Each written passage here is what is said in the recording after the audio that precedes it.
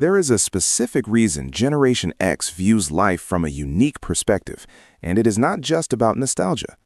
We have previously discussed the mindset of those born between 1960 and 1980, but today we are going further. Let's begin with something that would be considered illegal now. Picture yourself as a 6-year-old sitting on the front bench seat of your father's vehicle. No safety belt, no booster seat, just you. The feel of the vinyl seat against your skin and the wide road ahead. Being in that seat gave you total control over the radio. You were turning the dial, searching through the static until you found that great song. But the true reward happened when your father looked over and patted his lap. You slid across the bench, climbed up, and grabbed the steering wheel with both hands. It felt massive in your small grip. Your father controlled the pedals. You controlled the direction. The white lines on the road vanished under the hood one by one, and you were guiding every single one of them. By modern standards, this would be called careless parenting. But you did not see it as risky, because in that moment, you were more than just a child. You were someone who could be relied upon. Safety rules back then were treated more like small suggestions. No one wore seatbelts. Most people wondered why cars even had them. And here's another thing that would not be allowed in today's world. Your mother stops outside the stores and tells you to wait in the car. She says she will only be 5 minutes. You watch her walk through the doors. 5 minutes turns into 10. 10 turns into 20. You watch strangers pass by, clouding up the window with your breath and drawing pictures in the moisture. Today's safety is a notification on a phone, a tracking app, or a text me when you arrive message. But you built an inner sense of direction in a store parking lot while your mother was inside. You learned that being safe was not a status update. It was a feeling you carried deep inside you. Once you had that inner compass, the neighborhood became your empire. It was not just a group of houses. It was a huge territory that belonged completely to you and your friends. Think about the woods at the end of the block, or that empty lot behind the stores. By today's standards, these were risky, ignored places. But to you, they were where your independence was born. You would spend whole afternoons making forts out of whatever materials you could find. You would carry home old plywood, pieces of heavy carpet left on the sidewalk, and plastic crates borrowed from behind the grocery store. There were no manuals and no adults to assist you. You were learning the basic laws of the world through trial and error. You learned that if the boards on the roof didn't overlap, the rain would leak in. You felt the pain of a splinter and learned how to pull a rusty nail out of a piece of wood using a hammer. You went home with dirt under your nails and scratches on your legs, but you also went home with the pride of a creator. You had built a world for yourself, a hidden place where no trespassing signs did not apply. This was your first lesson in dealing with others without a parent there to stop a fight. You and your friends had to settle things yourselves. You had to decide who sat in the best spot or who was the guard. If you could not get along, the game stopped and you were stuck at home alone. You learned how to talk things out, how to give a little, and how to stand your ground. You were building your personality in the woods while your parents thought you were just playing. And then there was the bicycle. Your bike was not just a toy. It was your horse, your escape vehicle, and your first experience of real power. You would spend hours fixing it up. You would clip cards to the wheels to make them roar like an engine. You would wrap the bars in colored tape or add a long seat with a tall back. You knew every shortcut through the back paths and every jump made from a piece of wood and a brick. You didn't need a map or a phone to find your friends. You just searched for the pile of bikes dropped on a front lawn. That was the clear signal that something was happening. You were not following a blue dot on a map. You were following the sound of kids shouting, the smell of cut grass, and the long shadows of the late day. You were not just moving through the area, you were ruling it. You were speeding down a hill on your bike, feet off the pedals, wind hitting your face. The front tire hits a stone, you fly over the bars. You hit the ground hard, rocks cutting into your hands, blood already sliding down your leg. You walk home slowly, knee hurting. You walk through the door. Your mother looks at you, sighs, and says, "You are fine. Go wash it and go back outside." So you do, and you carry that scab like a trophy for the next 2 weeks. There were no elbow pads, no knee guards, no helmets. Most kids could not even find a helmet in a store if they wanted one. But we didn't just invite the neighborhood kids to play. We invited their germs, too. You would walk into a room full of kids you barely knew, all of them standing around one tired 7-year-old covered in red, itchy spots. This was a chickenpox party. The goal was not to avoid the sickness. The goal was to catch it.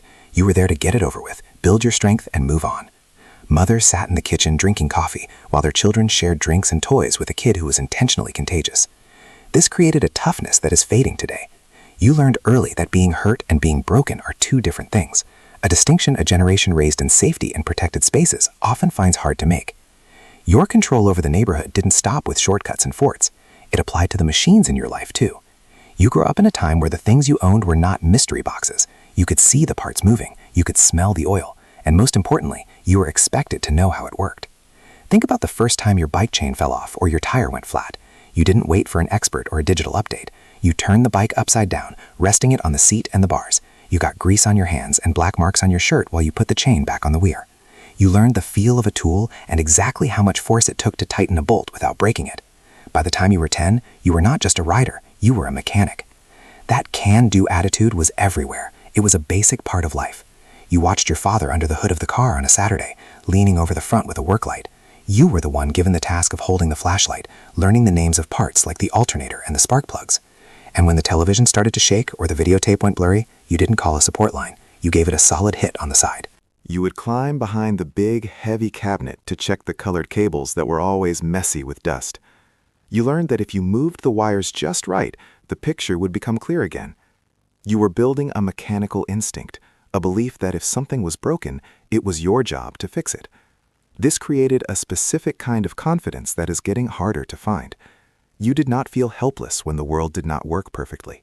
You believed that with a screwdriver, some oil, and some time, you could master the physical world. Today, we live in a world where if your phone stops working, you get a new one. But your mind was trained to look inside. You developed a deep, calm certainty that you could handle whatever the world threw at you. But while you were tough enough for the outside world, you were smart enough to follow the rules inside. Because when you were not respectful, the results were fast. You talked back at the table. Before you even finished the sentence, you heard it, the sound of a wooden spoon being pulled from the drawer. You did not need to be told twice. Parents used spoons. Some used belts. We are not here to argue if that was right or wrong. But mentally, it created something clear, a direct understanding that actions have instant, real results. Not a talk, not a warning, not a timeout, a clear cause and effect. And that training stays with you. But if the weekdays were about rules, the weekends were about freedom. Saturday mornings were special. It's 6:30 a.m. You are awake before anyone else. You sit in front of the TV in your pajamas.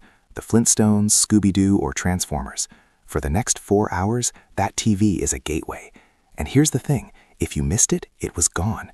There was no streaming or watching it later. You had one chance, and you either saw it or you didn't.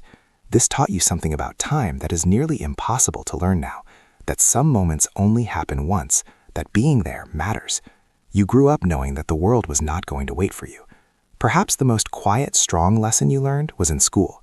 Education back then was manual, slow, and permanent. Without the internet in your pocket, your mind had to store the information. Today, knowledge is just a thing you search for and then forget. But for you, if you wanted to know a history date or a capital city, you could not just look it up while talking. You had to know it. You had to own that data. Think about the sound of the old printing machine, that steady rhythm as it produced purple worksheets that were still wet and smelled like chemicals. Today, a student gets a digital file on a tablet with many links and things to distract them. But you had a pencil and a single piece of lined paper. If you made a mistake, you could not just hit a button to fix it. You had to rub it out, deal with the mark, and keep going. This taught you that actions have weight, that you could not just restart your way out of a problem. This built a focus muscle that is hard for kids to grow today. When you were writing a paper, you did not have 20 windows open for research. You did not have alerts popping up every minute to take your focus away. You had your notes, your book, and your own thoughts. You learned how to follow one idea for an hour. While today's world is used to scanning quickly, you were trained for deep thinking. And then there was the library. Today, research is a 3-second search that needs no physical work. But back then, it was a hunt. You would stand in front of the wooden card drawers, pulling them out and looking through thousands of typed cards. You were learning that information has a cost. It takes time, it takes effort, and it takes physical movement. Because you had to work for your knowledge, you valued it more. You earned it. While you were learning in school, you were also learning social rules at the mall. Before the internet turned identity into a digital page, the mall was your real-life social network. It was the place where you learned how to behave in a crowd. Think about the routine of being dropped off at the door with a $10 bill in your pocket. You were not there to shop, not really. You were there to be seen. You walked the path from the food area to the music store and finally to the game center. Every step was a lesson in social skills. You were learning how to read a room, how to tell who was nice, who was trouble, and where you belonged. This was the time of physical identity. If you wanted to be part of a group, you had to look the part. You chose your tribe through your clothes, the band shirts or the jackets. But here was the point. You had to stand by those choices in person. There was no hiding behind a screen. If you looked like a certain group, you had to be able to talk and act like them in the real world. You could not just post a picture, you had to live it. As you grew older, that independence changed form. It was not just about where you could go on your bike anymore, it was about what you could earn. For Generation X, your first job was not a resume builder, it was a direct introduction to the adult world. Think about the paper route. If you were 12 or 13, this was your first contract. People counted on you to bring the news to their home. You would wake up at 5 a.m. while the house was quiet and the air was cold. You would sit on the floor folding heavy papers and putting rubber bands on them. You would fill a bag that was very heavy, putting it over your shoulder before riding out into the dark. You learned about the weather in a way most people never do. You learned how to find your way through a neighborhood by memory, hitting the same house at the same time every day. And once a month, you had to collect the money. You would knock on doors and look an adult in the eye to ask for payment. You were learning how to handle being told no, how to keep records, and how to be responsible. If the paper was wet, you heard about it. You were not a child in those moments. You were a local worker. And for those who did not have a route, there was the fast food counter or the store. This was before touchscreens. If you worked the register, you had to be fast with math in your head. When the machine broke, you did not panic. You grabbed a pen and calculated the cost by hand. You were part of a team where the boss was often a lean 19 themselves, and you learned how to handle a busy night without a computer to tell you what to do. You were working in places that were loud and high pressure. You learned the value of money because you knew exactly how many floors you had to clean or how many bags you had to carry to earn it. There was no digital payment. You were given a paper check. You walked it into a bank, stood in line, and felt the weight of that paper. This built a strength that stays with you today. You spend your life figuring out how to finish the job even when no one is watching. As you moved into your teens, you entered a space that simply does not exist anymore. You were a latchkey kid, letting yourself into an empty house with a key around your neck. There was a note on the table, and for the next 4 hours, you were the boss of your own time. No one was planning your afternoon. Today, a child's schedule is managed like a business meeting: tutoring, sports, planned playdates. But you had the gift of boredom, and boredom is where creativity starts. Every phone call was a test of social bravery. You would stand in the kitchen, stretching the long phone cord as far as it would go for some privacy. You called a house phone, not a cell phone. You had to talk to the gatekeeper, your friend's parents, before you could speak to your friend. You had to use your polite voice and have a real conversation just to get a, "Hold on, I'll get them." You were learning how to talk to authority figures early on, and when you finally left the house on a Friday night, you vanished into the night. There was no GPS tracking you, no social media recording your errors forever. If you did something silly at midnight, only the people there knew. You had the freedom to be imperfect. You had the freedom to try being different versions of yourself without a digital crowd judging you. You were forming your character in private, away from constant feedback. That patience applied to everything, even to love. Think about making a mixtape. It was the ultimate Gen X love letter. You could not just send a link. You had to sit there in real time, watching the tape move, hitting play and record perfectly. You would spend hours picking the right songs and writing the list by hand. It was a big investment of time. You were giving someone a piece of your effort, and because it was hard to make, it meant a lot. All of these moments, the long waits, the physical work, and the lack of a safety net, were training you for the long journey of life. Every time you look at the world today and feel like you are on a different planet, remember this: you are not out of date. You are carrying skills that are becoming rare. While today's world is focused on acting for an audience, you are busy actually living. You developed a sense of self in a neighborhood without a digital footprint, and you learned to trust your own instincts because back then you had to. You carry a rare kind of quiet power that comes from figuring out who you were without everyone else's input. You have had that inner compass since the day you first grabbed that steering wheel, and you have been finding your own way ever since.